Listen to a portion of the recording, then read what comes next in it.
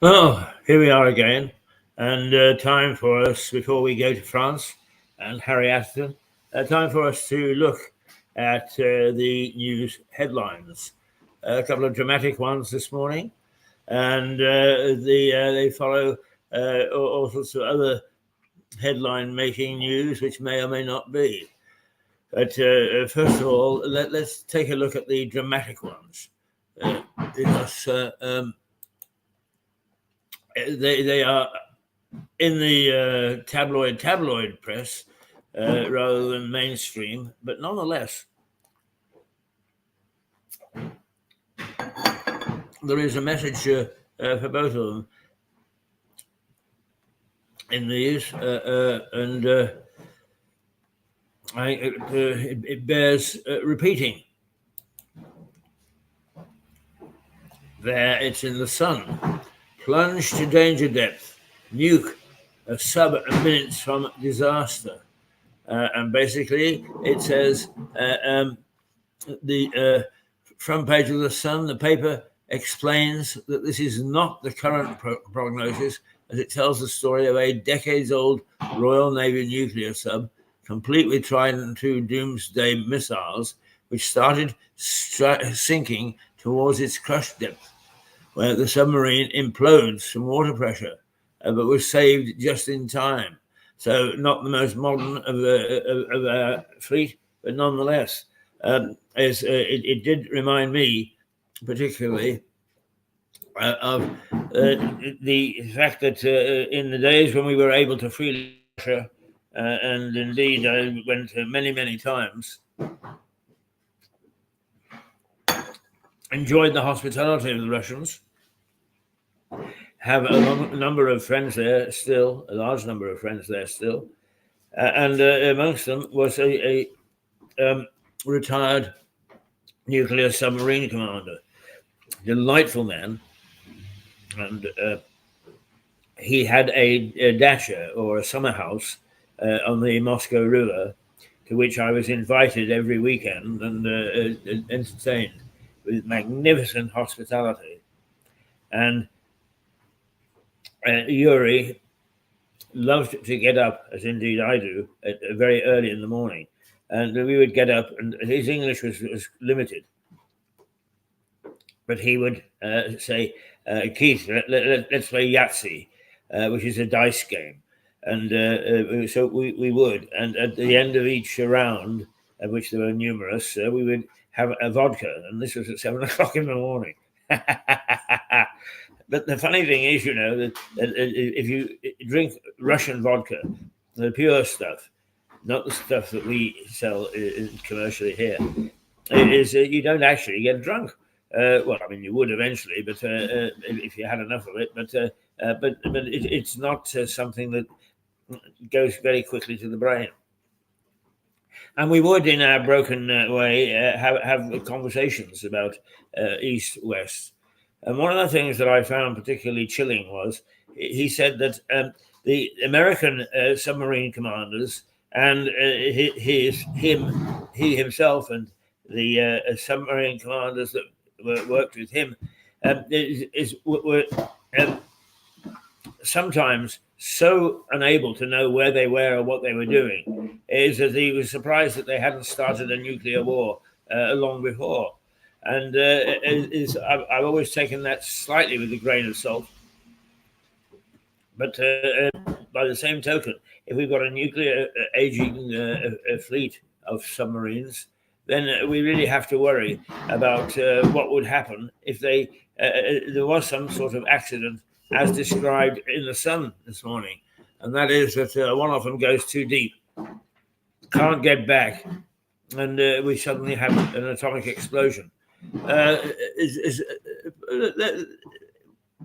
Weapons experts would say, "Oh, Keith, you're being alarmist because there are so many safety triggers before a nuclear bomb would go off." But it's all very well to say that. But I've known lots of situations where we've been assured of one thing and another has happened.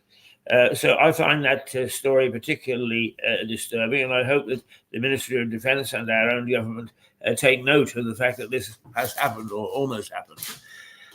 The other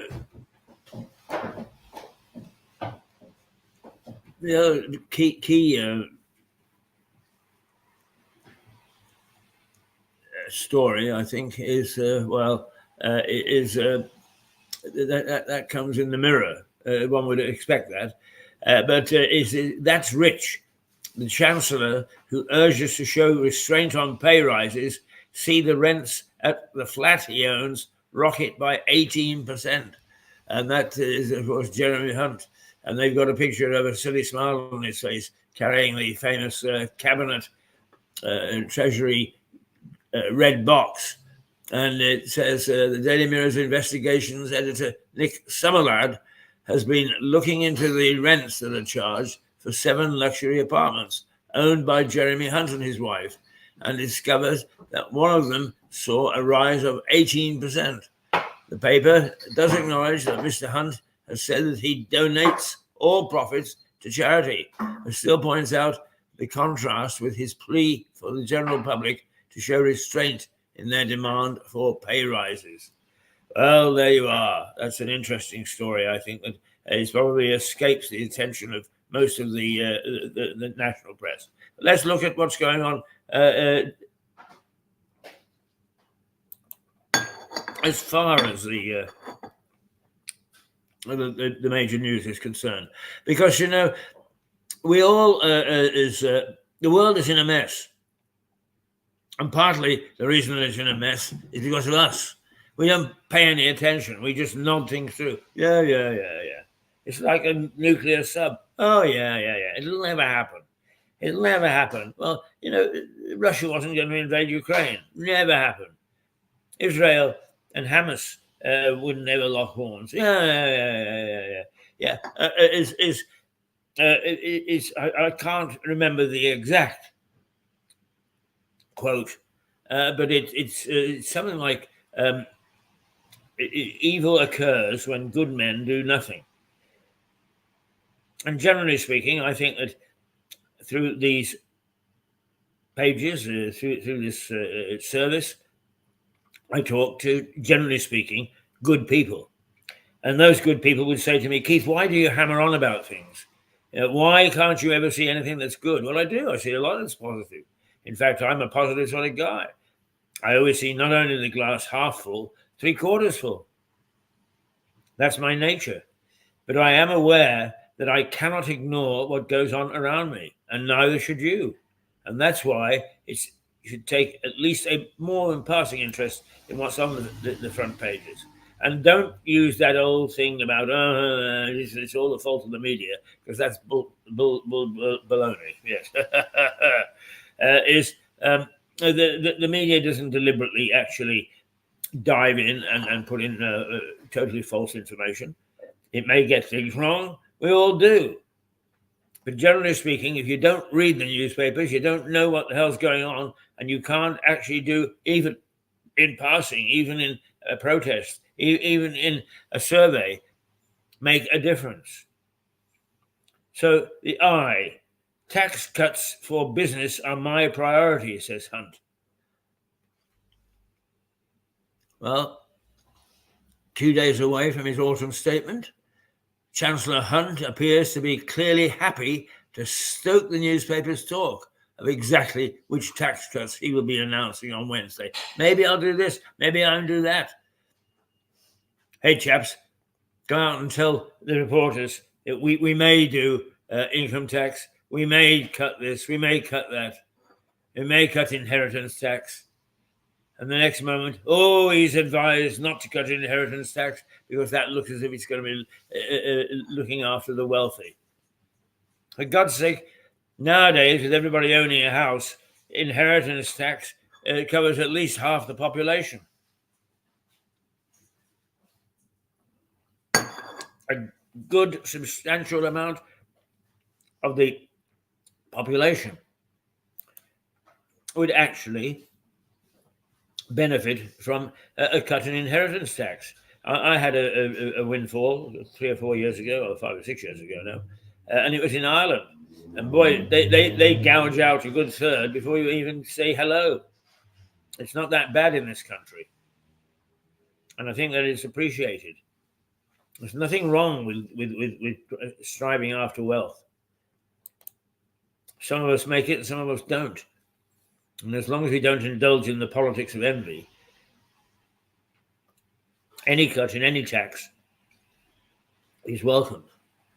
The Daily Mail is, after the economy turns the corner, Hunt is now weighing up radical plans to cut the rate of income tax or national insurance. Either or.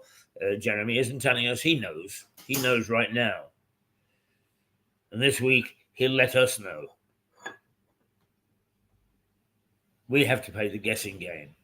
Are we finally on a brink of a real tax cut? The paper asks. The Mail is still keen to believe that income tax or national insurance may be cut, with its headline asking, are we finally on the brink of a real tax cut? Well, it would be really nice because, to be quite honest with you, a lot of the hidden taxes is when we are told that the government is easing things for us because things are going to be a bit cheaper in the shops, or for other some not obvious benefit, we simply don't believe it. And it doesn't actually impact us. So if some chancellor is going to actually make a tax cut, instead of fiddling around the edges, and that's what it is it's fiddling, because then they very easily can actually fill that gap by fiddling something back in. But, I went shopping on Saturday morning, as I do, very first thing, just to pick up a few essentials. A little asparagus here, a little white wine there. But there are some simple things like a loaf of bread that have gone from £1 to £1.10, supposedly because of the cost of living rise. Now, the cost of living has not shot above 10%. But on a pound bread, a 10p rise is a substantial percentage. Do the shops pull it down? No, they don't. So actually, if a tax is cut that actually lowers the price, is first of all, the stores are hardly likely to pass it on because they've got used to taking in that sort of money. And secondly, even if they do, we don't notice it because we've got used to higher prices. So yes, are we finally on the brink of a real tax cut? Are we on the brink of finding that our pay packet is actually going to be that much more? Not a great deal, but hell, a penny in the pound is if you're earning £8,000 to £10,000 minimum, possibly an average of £25,000. Is that's the cost of a pint of beer, which has shot up enormously. The Express is the Chancellor. You must honour the pension pledge. Now, this is one that is of interest to me. Of course it is, because I get a pension. Is it enough? No, it's not. And once again, they've tinkered around the edges. They pay an electricity bill here. And they give you, we mustn't forget, in December, all pensioners actually get a government gift of a tenner. Is a tenner.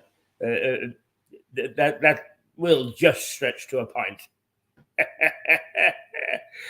But the fact of the matter is we were just about to catch up as pensioners, and now we are not again if he decides to not follow the triple lock guarantee.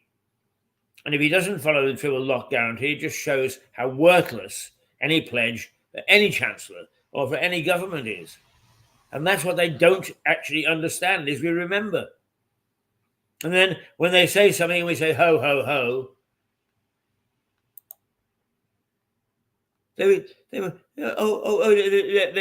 like children just out of the bathtub, waiting to be toweled down. Oh, I know we're hardworking and we think in terms of you all the time.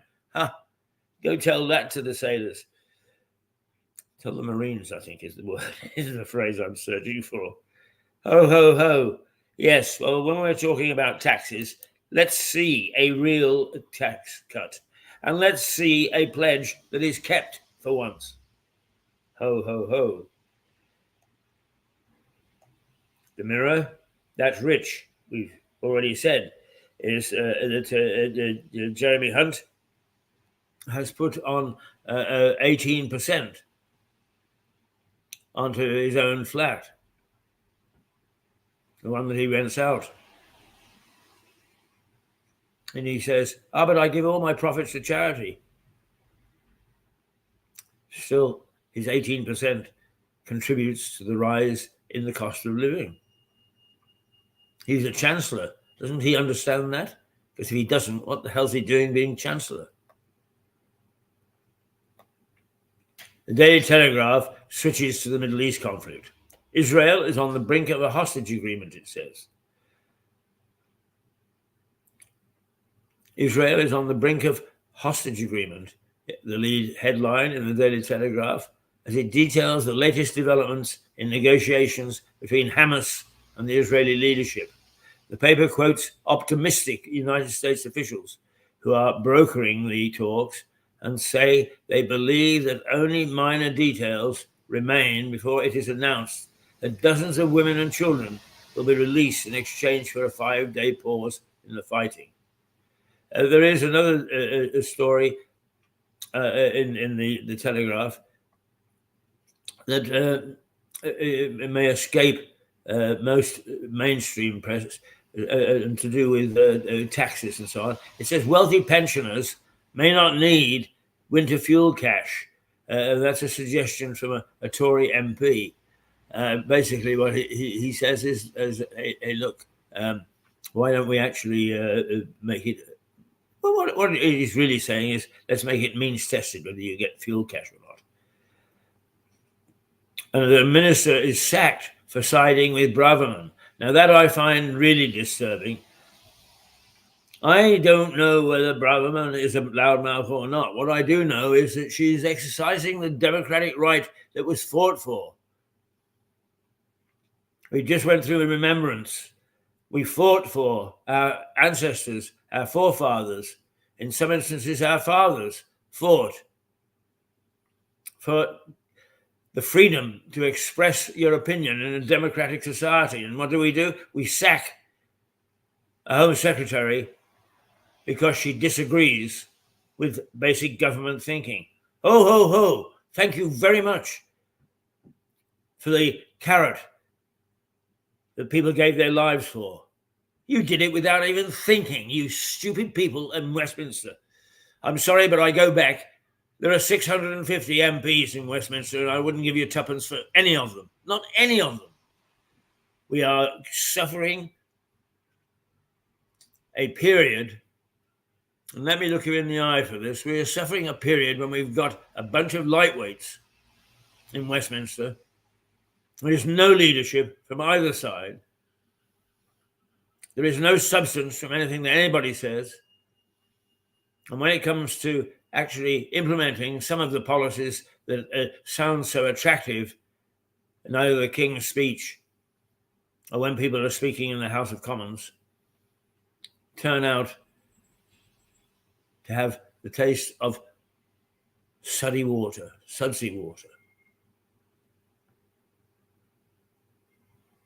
Yeah. Not worth the paper they're written on or the air that they wrote on. The Times.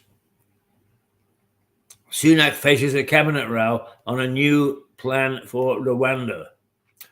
Qatar, which is hosting the negotiations between Israel and Hamas, is making equally positive comments. According to the Times, it quotes the country's PM, Sheikh Mohammed bin Abdul. Be careful with this one. Abdulrahman Al Thani, saying that there are just practical and logistical challenges left to overcome. The paper also pictures comedian and presenter Russell Brand, as it reports. I didn't know he was a comedian. I've never found him very funny.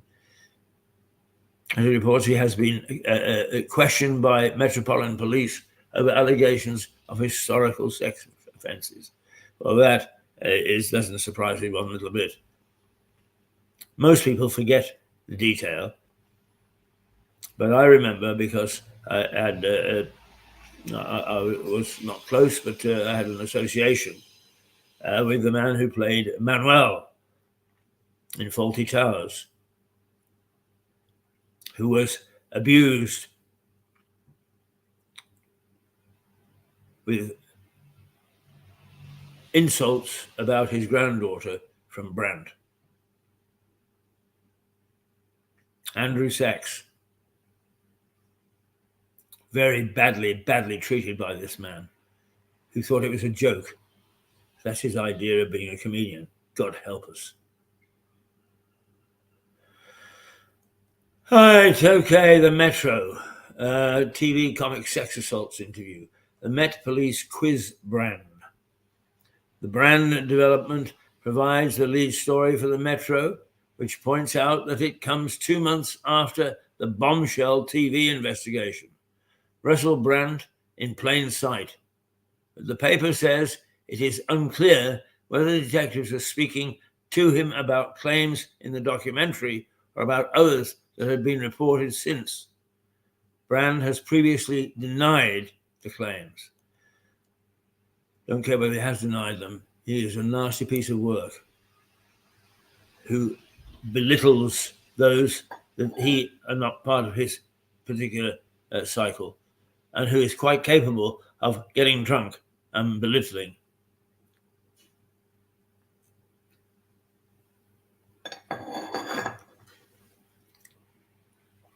Some man, some comedian, and people go and laugh at him. Makes you wonder about us, doesn't it? Yes, it does.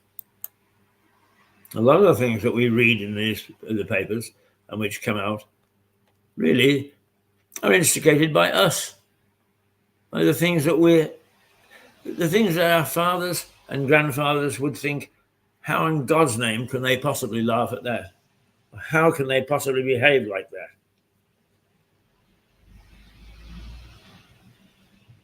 Not least of which is, and of course they'll come in for a lot of stick, but this business of we don't work.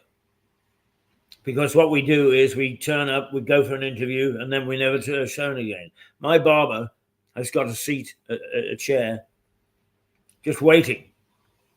He's got a very decent salary for somebody to take over. He's had a dozen people turn up, interviewed. Yes, they seem to be suitable. They're offered the job, and they're never seen again.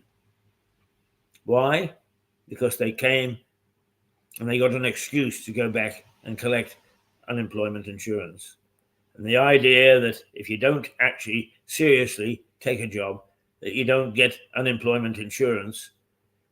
Oh dear, the Liberals are just so, and I don't use the word in a political sense. The Liberals, those who think that we should all be nice to each other. It's not a question of being nice to each other. It's a question of somebody has got to pay the piper. And it's all very well ranting and raving about having a cut in taxes. But if we haven't got people making the money to pay taxes, it doesn't make any difference, does it? I'm not a great fan of Rishi Sunak. Then I'm not a great fan of any politician, so that doesn't make any difference. Really, I wouldn't pay much attention to that. The only thing is that one way or another, they do have to make things work. And if they aren't supported in making sure that their mantra, we've got to get the country back to work, is honoured, we're all in dreadful, dreadful trouble.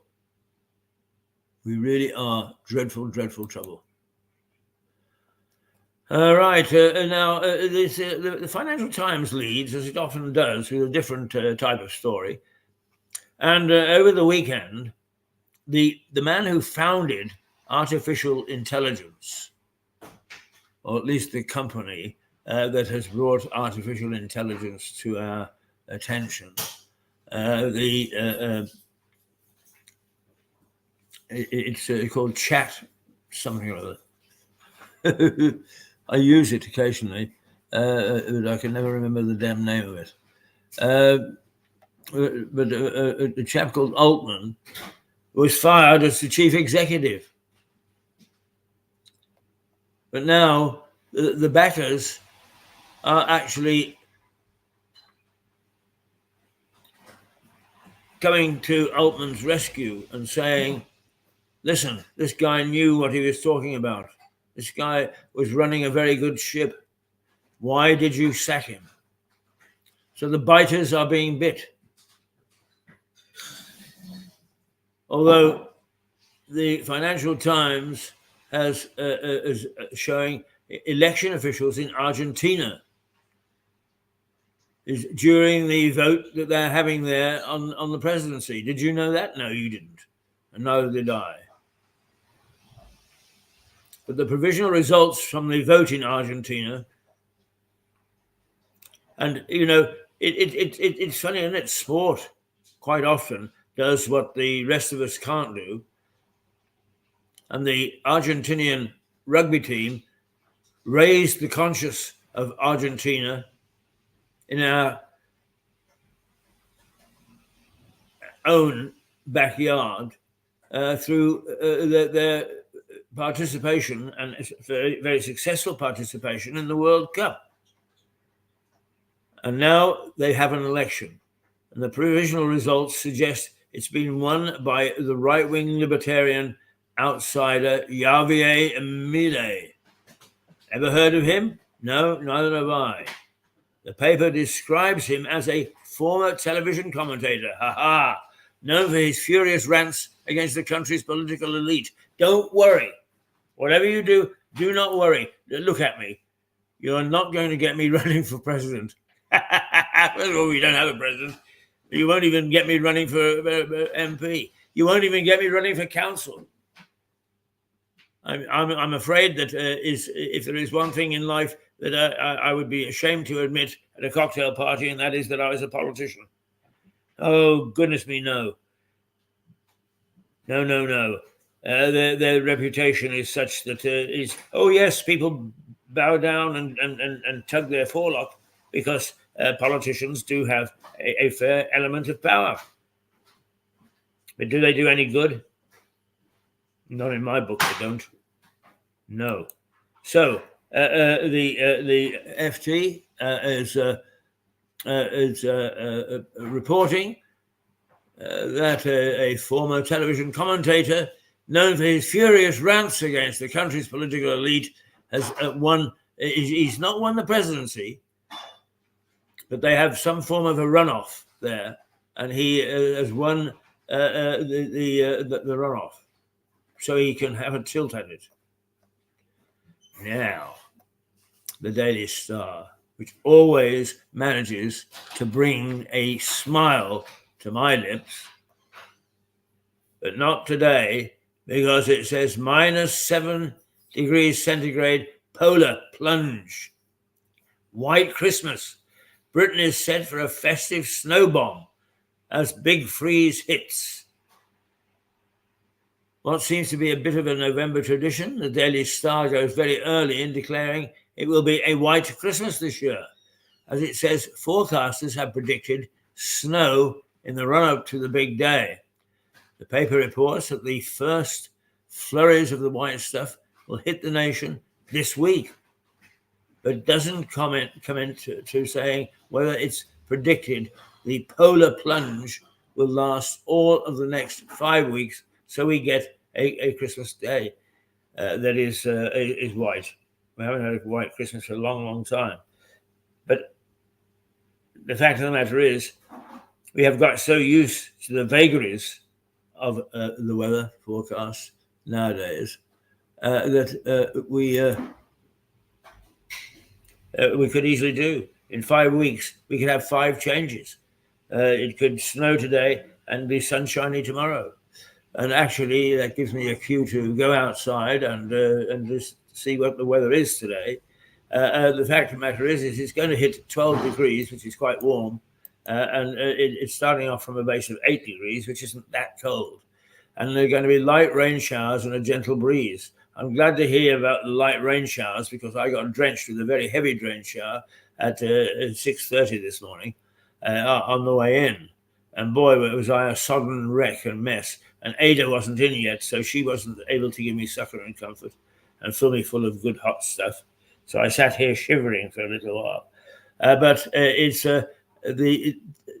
right now at 10 o'clock.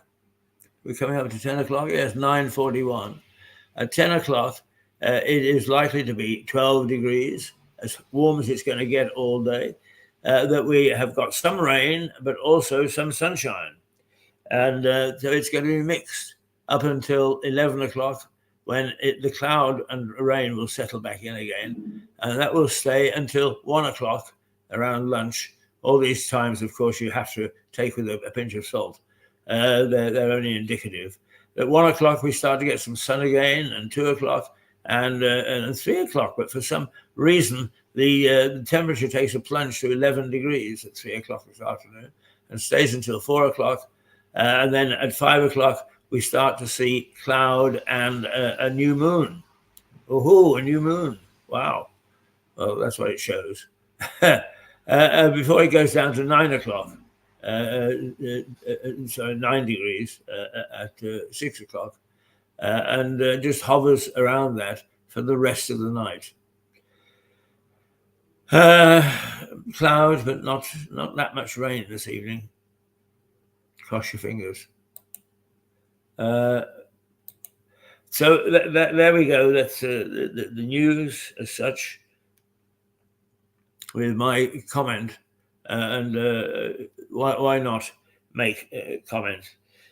Because we, in many ways, need to have somebody keep our politicians, locally and nationally, on their toes. The only way is through public comment, and you can't get more public than us. Now, let me just say, you hear me rant and rave about how useless politicians are. Well, I'll tell you, if we go through pulling down statues or putting up statues or whatever, a mark of respect, is forget it, because the politicians can't even get that right. We had one of the finest mayors we've had in a long time here, Stephen Catlin, the last little while. Stephen was a thoughtful mayor. He understood the system, and what he didn't understand, he worked out. He was respectful but forceful with his colleagues. He was a leader. He was a mayor that was a leader, and that's what we needed. Come and gone. But the outpourings of grief when he died about 3 or 4 months ago were enormous. And so many people said publicly, oh yes, what we'll do is we'll have a memorial to him and so on and so forth. And he loved his secret garden, which was a strip of land, formerly Pinwell Lane, between All Saints and the House of Friendship, the Quaker house, and that had the priory, the friars, Blackfriars Arch, the gate is standing guard over it, and he loved that, and he worked on it himself. He personally worked on it, and we at this television station mooted the fact that we should look after that in his memory. It was hijacked. We'll do that, said these people who call themselves green. Green doesn't mean much to them, really. Is what green means is just another political way of thinking. Well, nothing has been done yet, despite the fact that they said they would. We have been champing at the bit. We have sent messages to the town council saying, can we have permission to go in there and start work? No. Absolutely nothing. So if you want to be remembered, don't put your trust in the local council. They are as ready to break their promises in death as they are by keeping things alive. It's a dreadful tragedy, and it just shows the disdain with which, once they're in power, they treat the rest of us. Me, be a politician, I would shudder and be ashamed to admit it. I really would. But they preen. That is, an old journalist friend of mine in Canada said, if you do nothing, nothing gets done. And that is the mantra of almost all politicians nowadays. If you do nothing, nothing gets done. And as usual, they've done nothing. Oh dear. Keith, you are naughty. But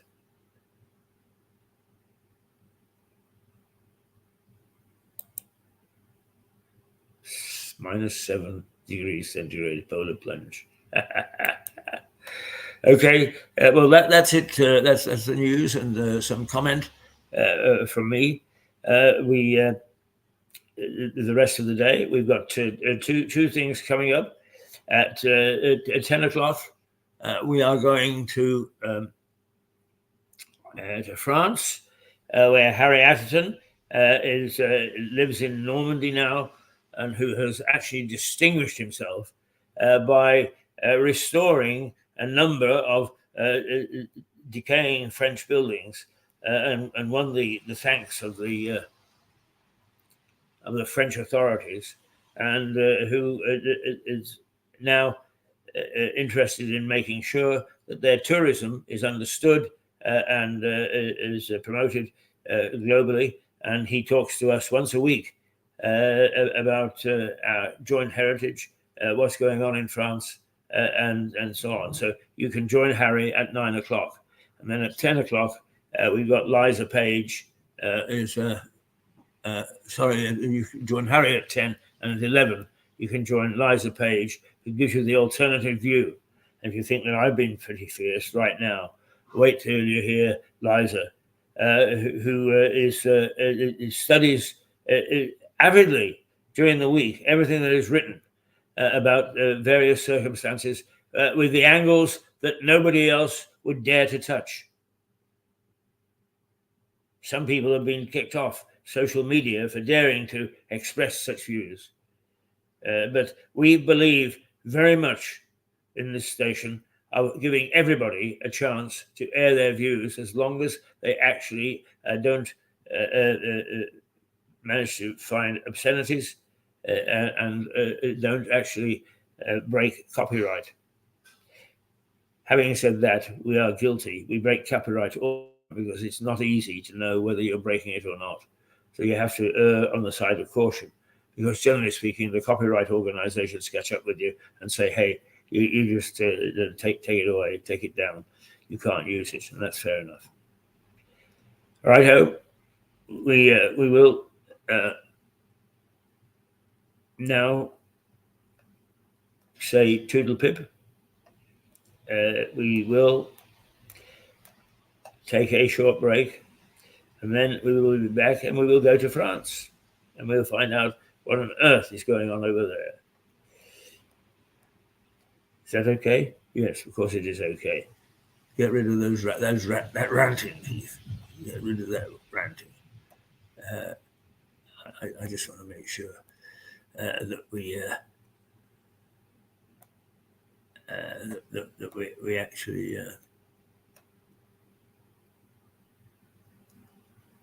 say Toodlepip properly for this half hour or this hour before we launch into something else in the next hour. Join me then. It's Keith Hayes, Mirador Television, out of Lewes, East Sussex, in the UK. But it's the biggest little television station in the world, and we broadcast everywhere, not least of which is Patagonia.